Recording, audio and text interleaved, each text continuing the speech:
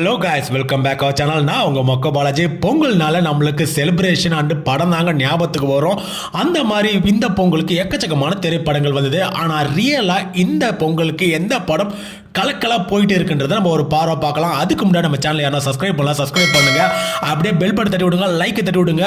அதாவது பொங்கல் பார்த்தீங்கன்னா வனகான், game changer போன்ற திரைப்படங்கள் அதிகமான ஒரு ஸ்க்ரீன் ஆக்குபைட் பண்ணாலும் சின்ன சின்ன படங்களுக்கு ஸ்க்ரீன் அதிகமாக கிடைக்கல. இதில் பார்த்தீங்கன்னா இடையில குறுக்க இந்த கௌஷிக் வந்தான்ற மாதிரி மதகதராஜா 12 இயர்ஸ் கழிச்சு வந்ததாலும் பயங்கரமான ஒரு ஹிட் கொடுத்ததான் நான் சொல்வேன். ஏன்னா ஃபேமிலி ஆடியன்ஸை நல்லா கனெக்ட் பண்ணியிருக்குங்க மதகதராஜா. ஆமாங்க, இப்போ ஸ்க்ரீன் கூட இன்க்ரீஸ் பண்ணுறதாக சொல்லியிருக்காங்க. ஏன்னா ஆடியன்ஸை அந்த அளவுக்கு கவர் பண்ணியிருக்கு. 3 நாளில் பார்த்தீங்கன்னா 16 கோடியை தட்டி தூக்கியிருக்காங்க தமிழ்நாட்டில் மட்டுமே. இது ஒரு நல்ல வரவேற்பு சொல்லலாம். நம்ம மதகதராஜா தான் ரியல் பொங்கல் வின்னர் நம்ம அடித்து சொல்லலாம். சுந்தர் சி தரமான சம்பவம் பண்ணியிருக்காரு. விஷால் அவர்களுக்கும் நம்ம வாழ்த்துக்களை சொல்லிக்கலாம்.